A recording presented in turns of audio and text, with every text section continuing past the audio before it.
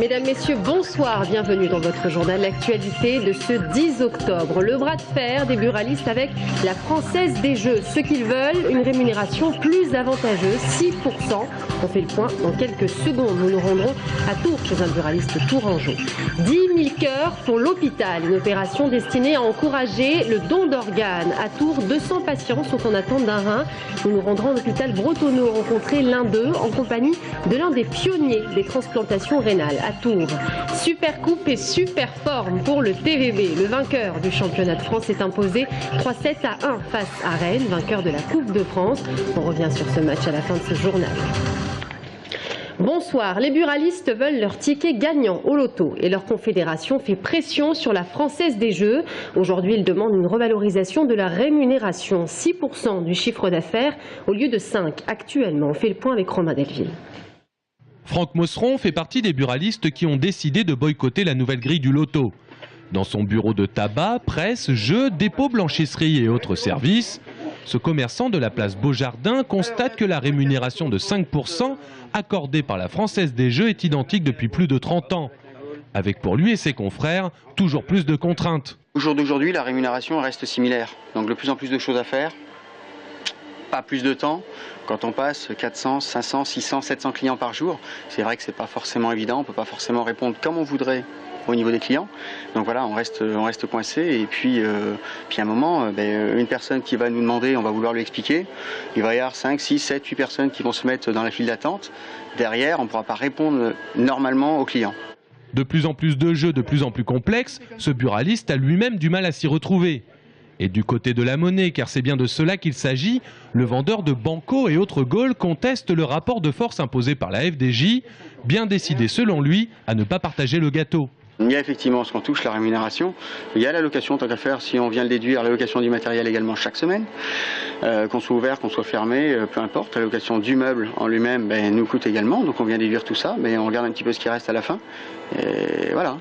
On n'est pas contre le travail, mais il y a un moment, voilà, il faut qu'on puisse arriver à s'y retrouver, nous également. Le bras de fer continue donc entre la Française des Jeux et la Confédération des buralistes. Et l'arbitre, cette fois-ci, c'est le ministère du Budget. 10 000 cœurs pour l'hôpital, une opération destinée à encourager le don d'organes au CHRU de Tours aujourd'hui. L'unité de transplantation rénale et la fondation Transform se sont réunis autour de la remise d'un tableau. Vous le voyez, cœurs d'écoliers, des cœurs qui ont été collectés, réalisés par des enfants pour sensibiliser au don d'organes. Et à Tours, justement, 200 patients sont en attente d'un rein. Direction l'hôpital Bretonneau. Je vous propose de rencontrer un patient qui a reçu son rein il y a tout juste une semaine. Brian Bock. Ludovic, 19 ans, a été transplanté du rein il y a une semaine au CHU Bretonneau. Cela faisait 1 an qu'il attendait le rein d'un donneur. Aujourd'hui, s'il a eu la chance d'être transplanté, il ne comprend pas pourquoi des gens s'opposent encore au don d'organes. Je peux comprendre que certaines personnes veuillent conserver leurs organes. J'en ai parlé avec des personnes qui étaient contre le don d'organes. Pour certaines raisons particulières, je peux comprendre, mais enfin, c'est un peu égoïste. Mais généralement, ceux qui me disent qu'ils sont contre, c'est pour des raisons de croyance. C'est dans l'hypothèse où, après la mort, ils devraient garder leur organe pour être entier dans la mort.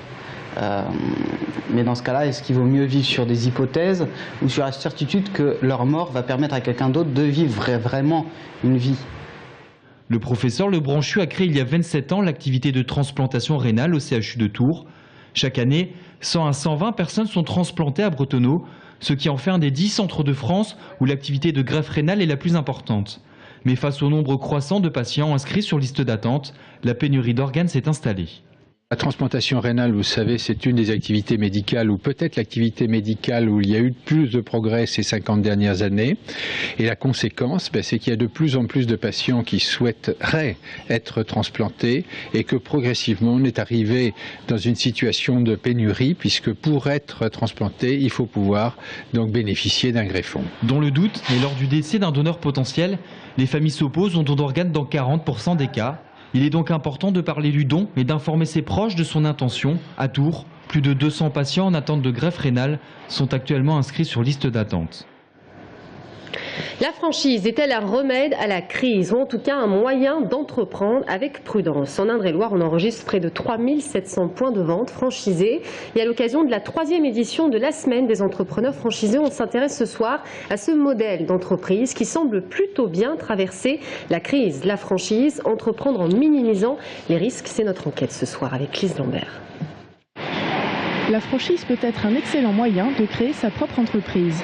Ce système de collaboration permet aux franchisés d'utiliser l'image, les produits ou services du franchiseur pour travailler plus sereinement. C'est jamais un long fleuve tranquille, mais la franchise, il faut avouer quand même que par rapport à la création d'une entreprise en partant de rien, c'est vraiment le bénéfice de tout le savoir-faire du franchiseur qui lui souvent a été aussi un créateur d'entreprise et qui ensuite a créé son réseau. 70% des franchisés sont d'anciens salariés qui se sont reconvertis grâce aux formations et au soutien de leurs franchiseurs. Hélène de Sassy a ouvert son restaurant il y a 2 ans. Pour moi, la franchise, c'était l'opportunité en fait de rentrer sur un secteur que je ne maîtrisais pas à 100%. J'étais déjà dans la restauration, mais sur un autre secteur de restauration. Une équipe de professionnels est venue la soutenir pour l'ouverture de son restaurant. Une aide qui a un coût. Il faut s'acquitter d'un droit d'entrée dans le groupe et reverser un pourcentage de son chiffre d'affaires pour bénéficier des avantages de la franchise. Vous avez des outils de communication, vous avez des outils de marketing que vous n'êtes pas obligé de réaliser vous-même. Et vous avez les rencontres avec les autres franchisés qui vous permettent de vous comparer et de vous remettre en cause de manière permanente. Ce dispositif optimise les chances de succès d'un entrepreneur. En Touraine, il existe déjà 3700 points de vente franchisés. ERDF lance une série de grands travaux pour améliorer la performance du réseau. À Marcilly, un chantier d'envergure. 220 000 € ont été déboursés pour rénover la ligne 20 000 volts. Le but, une meilleure distribution d'électricité. Et pour cela, il faut aussi sécuriser les lignes électriques de plus en plus soumises aujourd'hui à des phénomènes climatiques. Brian Bock. Remplacement de poteaux et d'attaches de fils électriques par clips, c'est le chantier d'envergure pour lequel les agents de ERDF travaillent depuis près d'1 mois. Au total, c'est 17 km de réseau électrique rénové sur la ligne 20 000 volts de Marcilly. Ce chantier vient en complément d'un chantier d'enfouissement qui a été fait il y a quelques années, où on a mis en terre la ligne qui alimente le secteur, la ligne principale. Et là, nous sommes sur les lignes secondaires et nous allons donc procéder à, oui, c'est ça, un chantier de grosse maintenance, de manière à avoir une deuxième jeunesse sur ces lignes et permettre de distribuer efficacement et dans de bonnes conditions de fiabilité l'électricité dans l'ensemble du secteur. Rénover les lignes, c'est bien, mais encore faut-il ne pas couper l'électricité des clients. Pendant la durée des travaux, une trentaine de groupes électrogènes ont été mobilisés pour réalimenter la partie basse tension entre les transformateurs et les habitations. Rien qu'aujourd'hui, pour changer 4 poteaux à Villiers-au-Boin, ERDF a dû mettre en service 8 groupes électrogènes. Ce qui est particulièrement assidu, c'est tout ce qui doit être coordonné pour que différentes équipes interviennent au même moment sur un même ouvrage. Donc on est capable par exemple de remplacer 3-4 poteaux en même temps et après remettre les fils dessus. Et donc du coup, tout ça dans un laps de temps relativement court. Et pour cela, nous on était amenés à poser des groupes électrogènes pour alimenter tous nos clients, tout en travaillant, faisant de la maintenance sur nos ouvrages. Ce chantier aura concerné 640 clients pour un budget total de 220 000 €. La rénovation de la ligne 20 000 volts de Marcilly se terminera à la mi-octobre, sans que le moindre consommateur ait été dérangé.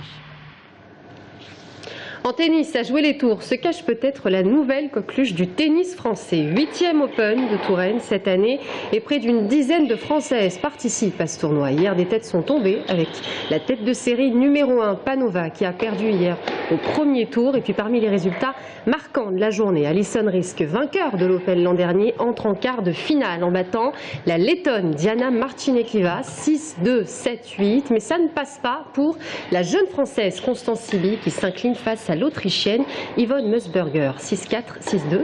On écoute le directeur du tournoi.